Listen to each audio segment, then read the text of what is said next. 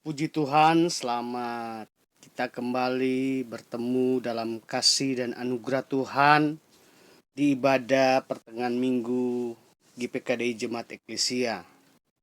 Kita patut bersyukur karena Tuhan Yesus sangat-sangat baik bagi kita semua, sehingga kita boleh melewati waktu-waktu yang sudah kita lewati dengan begitu baik dan dalam perlindungan pemeliharaan Tuhan.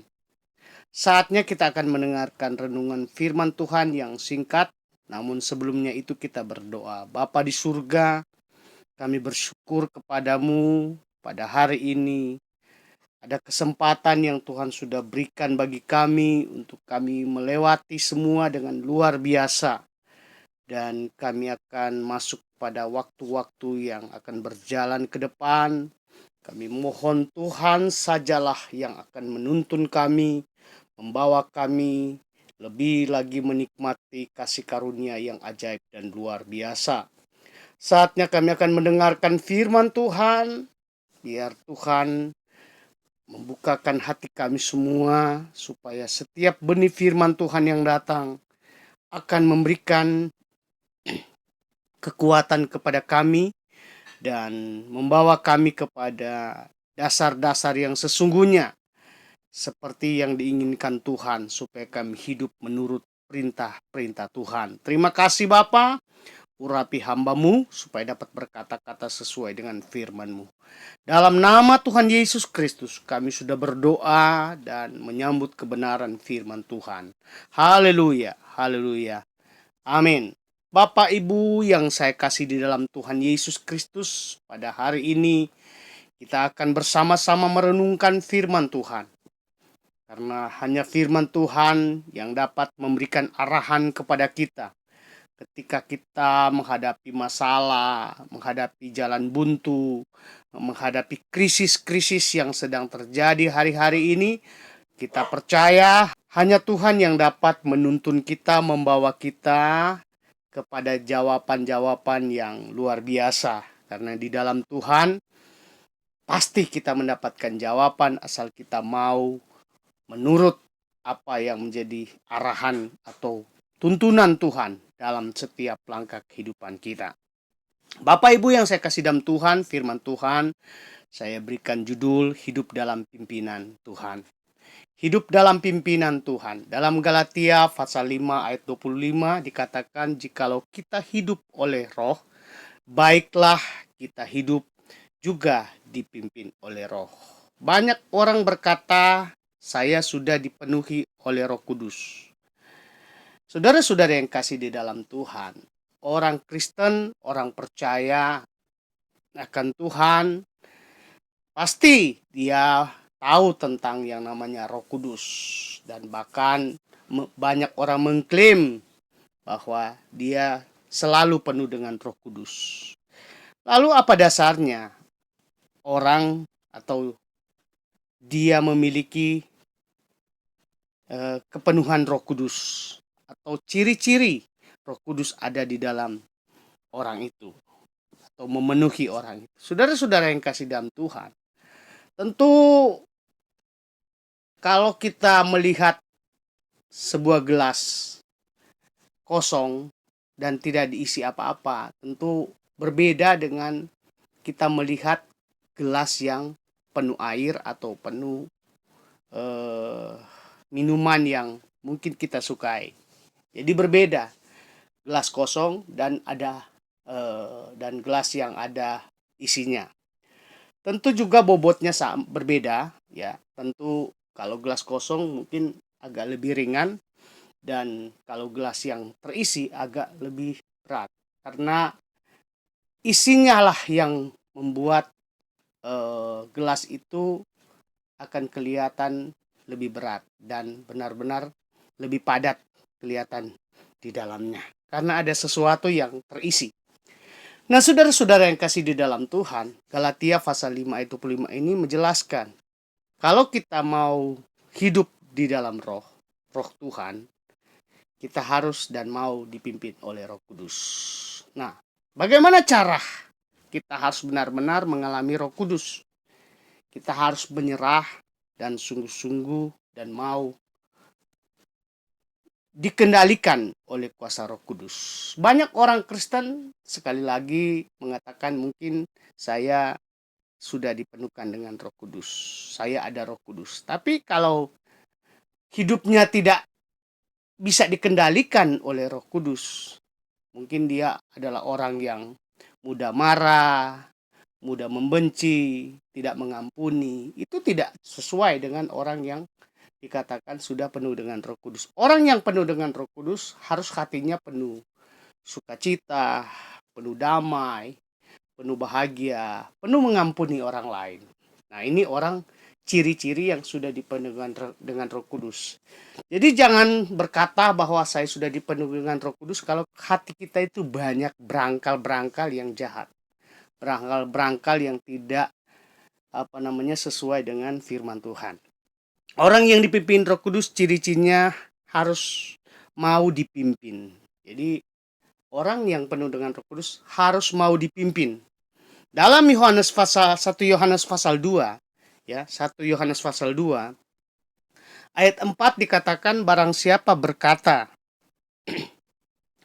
aku mengenal dia, tetapi ia tidak menuruti perintahnya, ia adalah seorang pendusta dan di dalamnya tidak ada kebenaran. Jadi orang yang mau dan sudah dipenuhkan dengan Roh Kudus mau dipimpin.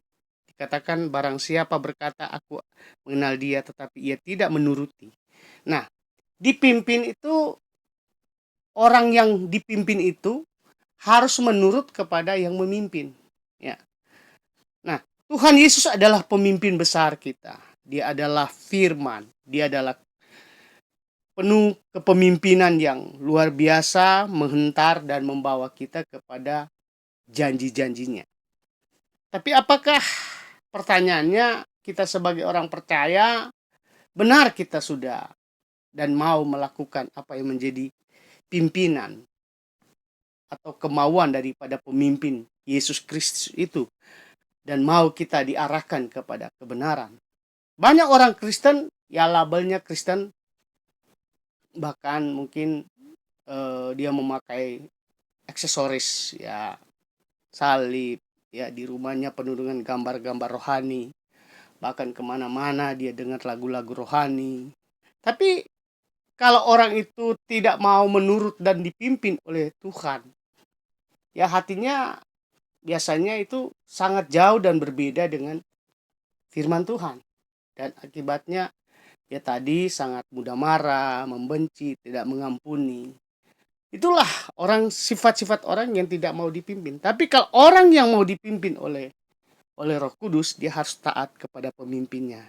Ia adalah seorang pendusta, dikatakan orang yang tidak mau dipimpin hanya berlabel Kristen, orang yang tidak mau dipimpin hanya memamerkan sebagai Kristen, dikatakan adalah orang-orang yang suka berdusta di hadapan Tuhan. Di dalamnya tidak ada kebenaran. Jadi kosong sebetulnya ya. Kelihatan gelasnya indah, bagus, besar. Mungkin saudara tertarik dengan lekuk-lekukannya daripada gelas itu. Tapi kalau kosong apa gunanya? Tidak ada arti. Jadi ya itu hanya sebuah pajangan saja yang tidak memberi terlalu banyak manfaat. Nah, tentu kita sebagai orang Kristen jangan seperti hanya sekedar pajangan, tapi memberi manfaat bagi banyak orang. Tapi bagaimana kita harus memberi manfaat bagi orang lain? Kita harus taat dulu. Kita harus dibentuk dulu oleh Tuhan. Kita mau dipimpin dalam roh, kita mau dipimpin dalam kuat kuasanya, supaya benar-benar apa yang juga kita dapat bagikan, kita dapat sampaikan kepada orang lain, itu benar-benar semua dari dasar-dasar firman Tuhan. Inilah orang-orang yang mau dipimpin oleh Tuhan. Orang yang mau dipimpin oleh Tuhan, dengan kata lain, jangan melawan. Ya, orang yang mau dipimpin oleh Tuhan, jangan melawan apa yang menjadi perintah-perintah Tuhan. Itulah orang yang mau dipimpin oleh Tuhan. Lalu berikutnya saudara yang kasih dalam Tuhan, orang yang dipenuhkan dengan Roh Kudus atau mau dipimpin oleh Roh Kudus harus taat akan perintah Roh Kudus. Ya, harus taat akan perintah Roh Kudus. 1 Petrus pasal 1 ayat 14. Dikatakan, hiduplah sebagai anak-anak yang taat dan jangan turuti hawa nafsu yang menguasai kamu pada waktu kebodohan. Nah, ini Roh Kudus mengatakan hiduplah sebagai anak-anak yang taat dan jangan menuruti hawa nafsu yang menguasai kamu pada waktu kebodohan. Jadi orang yang tidak dipimpin Roh Kudus bisa hidup dalam hawa nafsu. Dan Alkitab mengatakan orang yang hidup dalam hawa nafsu itu namanya orang yang bodoh. Orang yang benar-benar tidak mengerti kebenaran. Jadi harus taat, harus menuruti apa yang menjadi perintah Roh Kudus. Setiap hari kalau kita pekah dengan hati kita, dengan roh kita, setiap hari Roh Kudus berbicara kepada kita. Tapi terkadang ada perlawanan dalam keinginan, pikiran, daging kita. Sehingga Roh Kudus itu hampir-hampir ya tidak jelas kita tangkap. Karena apa? Lebih kuat keinginan daging. Lebih kuat kita taat kepada pikiran-pikiran kita daripada taat akan Roh Kudus. Padahal orang yang mau dipimpin oleh Roh Kudus harus taat kepada tuntunan Roh Kudus. Bukan berarti setiap hari kita berdoa lalu berbahasa roh. Bukan begitu, saudara. Tapi orang yang dipimpin Roh Kudus adalah orang yang mentaati, gitu kan. Apa kata Roh Kudus, gitu kan. Di sana ada tanda-tanda pekerjaan Roh Kudus kita akan lihat. Ada tanda-tanda pekerjaan Roh Kudus akan kita capai dalam hidup ini. Karena Roh Kudus itu dia disiplin, lemah lembut, taat. Nah, ini yang diajarkan kepada kita. Roh Kudus itu mengajarkan kasih, mengajarkan kedamaian, mengajarkan persahabatan. Roh Kudus itu digambarkan bagaikan sahabat kita setiap hari, membawa kita lebih lagi mengerti apa rencana dan maksud Tuhan dalam hidup kita. Sebab itu, mari sebagai umat Tuhan, yang kedua ini harus kita taat akan perintah-perintah Roh Kudus. Karena perintah Roh Kudus bukan menjerumuskan kita, tapi membawa kita kepada lebih lagi meraih apa yang menjadi atau difirmankan Tuhan dalam Alkitab. Ketaatan adalah hal yang mutlak bagi kita. Kalau kita mau dipimpin oleh Roh Kudus, hal yang mutlak kalau kita mau hidup dalam kekristenan yang benar dan sesungguhnya. Jangan menjadi orang Kristen hanya sekedar Kristen, tapi buahnya tidak kita miliki, buah rohnya kita tidak punya. Orang boleh saja tampil di gereja, ya apa saja yang kita mungkin tampilkan dalam pelayanan, boleh-boleh saja. Tapi kalau ditampilkan hanya sekedar ya memenuhi keinginan daging atau mungkin ya karena ajakan orang yang memaksa kita, ayo tampil.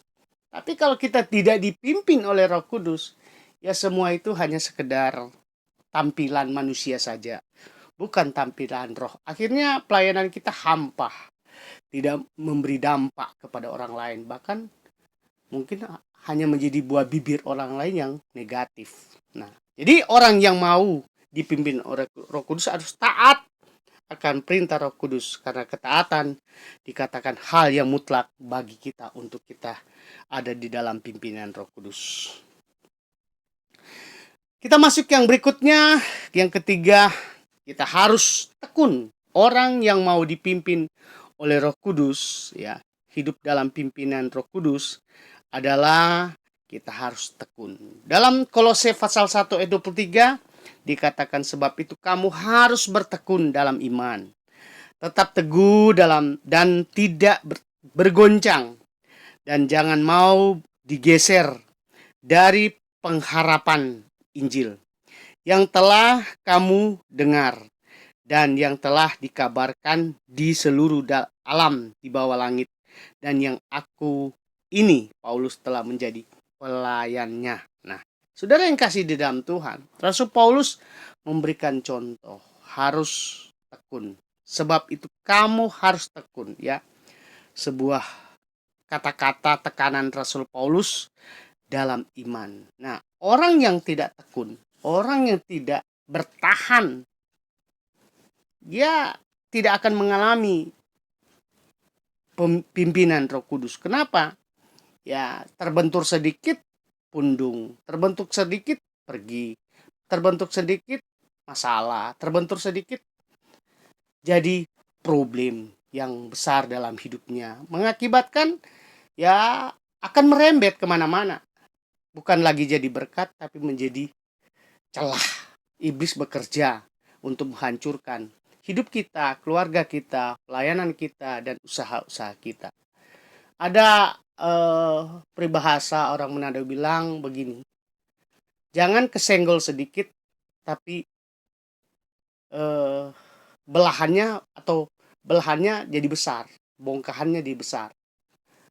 Ya, patahnya besar. Kesenggol sedikit tapi patahnya besar. Tidak boleh begitu kita. Betul-betul kita harus tahan, kita harus tekun. Jangan kesenggol sedikit kita akhirnya merembet jadi besar hancurnya.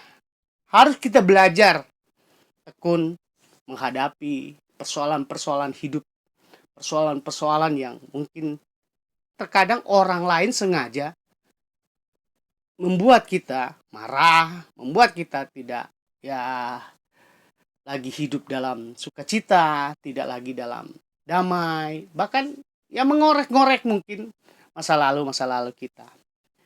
Tapi firman Tuhan berkata, kamu harus bertekun dalam iman, tetap teguh dan tidak bergoncang. Jadi jangan sampai ya karena masalah sedikit kita tergoncang, dan jangan mau digeser dari pengenalan kita ya, pengenalan kita atau pengharapan kita kepada firman Tuhan. Kita harus benar-benar fokuskan hidup kita terus-menerus dengan Tuhan. Karena di dalam kebenaran firman Tuhan inilah kita akan melihat pembelaan Tuhan itu akan terjadi dalam kehidupan kita. Kalau kita mau bertekun, tekun, rajin dan setia pada otoritas Tuhan. Tekun pada otoritas Tuhan. Artinya biar kita tetap ada di dalam kepemerintahan Tuhan. Kita ada dalam kendali Tuhan. Jangan bergeser, karena kalau bergeser akibatnya Bapak Ibu yang saya kasih dalam Tuhan, kita akan mengalami hal-hal buruk dalam kehidupan kita.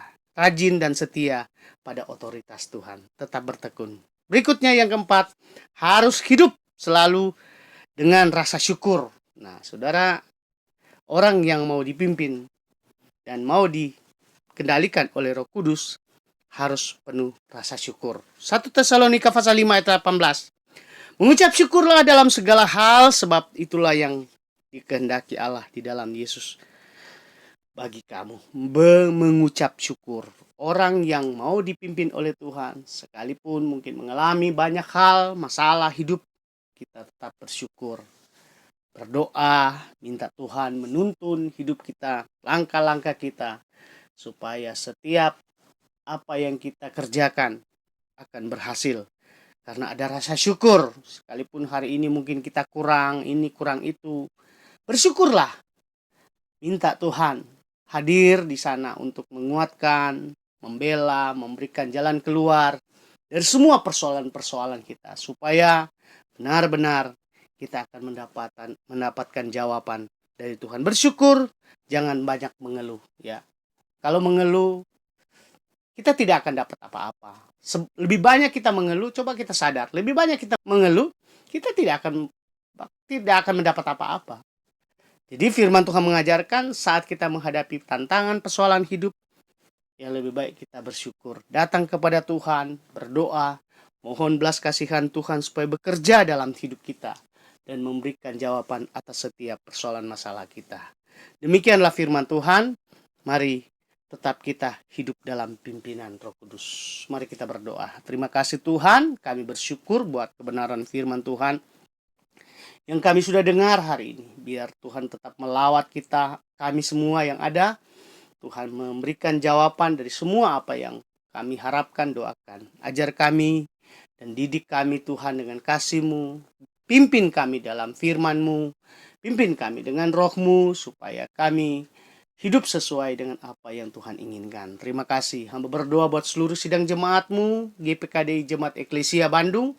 Peliharalah mereka yang sakit dalam nama Yesus. Tuhan sembuhkan, yang bimbang, yang khawatir, yang penuh masalah, persoalan baik pribadi, keluarga, maupun dalam usaha pekerjaan. Tuhan, tolong Tuhan.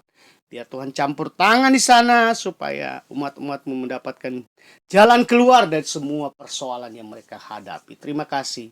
Bagi juga para pendengar yang lain, Tuhan berkati yang sama, lindungi yang sama, pelihara yang sama dalam naungan anugerah Allah yang besar. Di dalam perjalanan kehidupan kami semua, kami akan mendapatkan jawaban dan pemeliharaan dan kekuatan daripada Tuhan. Terima kasih Bapa dalam surga. Kami percaya Tuhan tidak akan pernah biarkan kami hari ini, besok, bahkan sampai selama-lamanya. Di dalam nama Tuhan Yesus Kristus, kami sudah berdoa dan mengucap syukur, dan kami sudah mendengarkan firman Tuhan sebagai remah dalam kehidupan kami. Dalam nama Yesus, kami sudah berdoa. Haleluya, haleluya. Amin. Puji Tuhan, shalom, Tuhan Yesus memberkati kita semua.